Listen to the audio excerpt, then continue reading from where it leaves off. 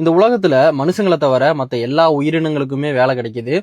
இன்னைக்கு Volkswagen car கம்பெனில கிட்டத்தட்ட 100 செம்மறி ஆடுகளுக்கு வந்து வேலை கொடுத்துருக்காங்க. மின்சாரத்துக்காக என்ன பண்ணியிருக்காங்கன்னா, சோலார் பேனலை வச்சு மின்சாரம் எடுத்து அது மூலியமா வந்து கார் மேனுஃபேக்சர் பண்றாங்க.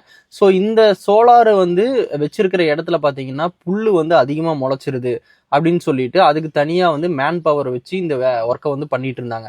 அப்போ இதுக்கு என்ன ப்ராப்ளம்னு பாத்தீங்கன்னா, இந்த மேன் ஒர்க் வந்து ரொம்ப அதிகமா இருக்குது. ஏன்னா கிட்டத்தட்ட பாத்தீங்கன்னா பல ஏக்கர்ல இருக்கக்கூடிய புல்லுகளை வந்து நம்ம மிஷின் வச்சு சுத்தப்படுத்தணும் அப்படின்னா அங்க கார்பன் ஃபார்ம் ஆகிறதுனால கார்பன் இஷ்யூ வருது. அது மட்டும் இல்லாம அந்த மேன் பவருக்கு வந்து சேலரி வந்து நிறைய ஹையா கொடுக்க வேண்டிய டிமாண்ட் வந்து கிரியேட் ஆகுது.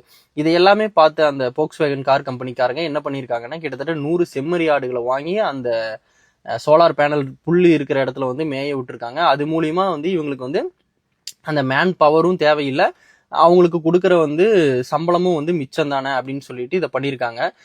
இதுதான் வந்து தற்சார்பு பொருளாதாரம். நிலம் சார்ந்த வளம், அந்த வளம் சார்ந்த வேலை வாய்ப்பு உருவாக்கி வேலை கொடுக்கறது.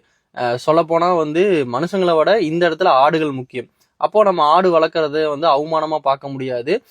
இது இந்த இடத்துல வந்து நீட் இருக்கு. அப்போ இங்க வந்து அசிங்கம் அவமானம்லாம் கிடையாது. நம்ம ஊர்ல தான் வந்து ஆடு வளர்த்தா மாடு வளர்த்தா வந்து அசிங்கம்னு சொல்றோம். பட் ஃபாரின்ல எல்லாம் அப்படி கிடையாது.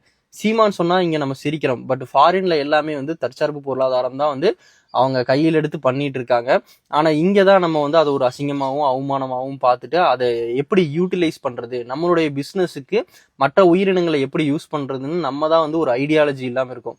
ஸோ உலக நாடுகள் எல்லாருமே வந்து தெளிவா இருக்காங்க. இங்க அந்த 100 செம்மறி ஆடுகள் வந்து அவங்க ஒன் டைம் இன்வெஸ்ட்மெண்ட்டா வாங்கி விட்டாங்க அப்படின்னா அவங்களுக்கு வந்து கிட்டத்தட்ட பாத்தீங்கன்னா பல வருஷத்துக்கு வந்து சம்பளமே தர தேவையில்லை மேன் பவர் மூலியமா.